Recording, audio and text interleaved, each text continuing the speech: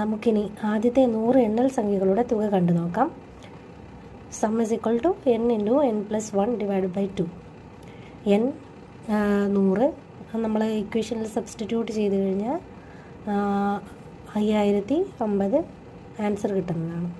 അപ്പോൾ നമ്മൾ ക്വസ്റ്റ്യനിൽ ശ്രദ്ധിക്കേണ്ട കാര്യം ആദ്യത്തെ എന്ന് പറയുമ്പോഴാണ് ആദ്യത്തെ എണ്ണൽ സംഖ്യകളുടെ തുകയാണ് sum is equal to n into n+1 divide by 2 എന്ന് പറയുന്നത്. അപ്പോൾ നമ്മൾ ക്വസ്റ്റ്യനിൽ ശ്രദ്ധിക്കേണ്ട വാക്കാണ് ആദ്യത്തെ എന്നുള്ളത്.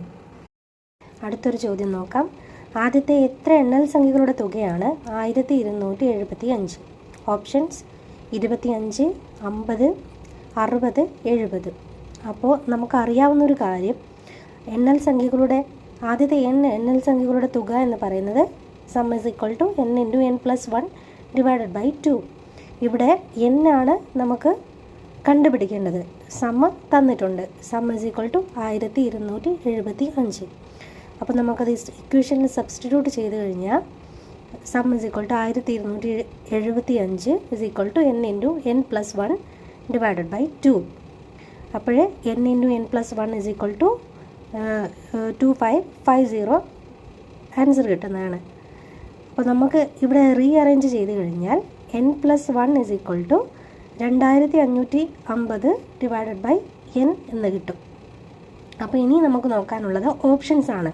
ഓപ്ഷൻസിൽ തന്നിരിക്കുന്ന ഓരോരോ സംഖ്യകളും വെച്ച് നമുക്ക് എന്നിന് സബ്സ്റ്റിറ്റ്യൂട്ട് ചെയ്ത് ആൻസറിലേക്ക് എത്താം.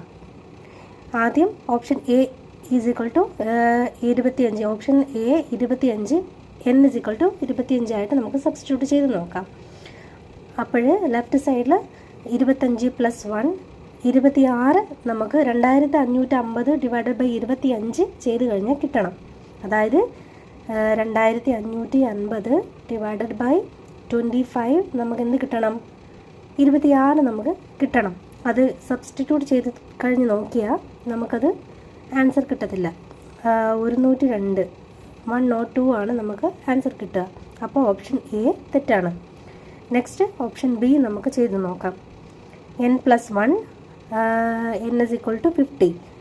50 + 1 51 നമുക്ക് ആൻസറായിട്ട് കിട്ടണം. എന്നിനെ 50 നമ്മൾ സബ്സ്റ്റിറ്റ്യൂട്ട് ചെയ്ത് നോക്കിയാൽ അപ്പോൾ 2550 ഡിവൈഡഡ് ബൈ 50 ചെയ്ത് കഴിഞ്ഞാൽ നമുക്ക് 51. Left side is equal to RHS, LHS is equal to RHS നമുക്ക് കിട്ടുന്നതാണ്. അപ്പോൾ n ഇസ് ഈക്വൽ ടു 50 ആണ് കറക്റ്റ് ആൻസർ.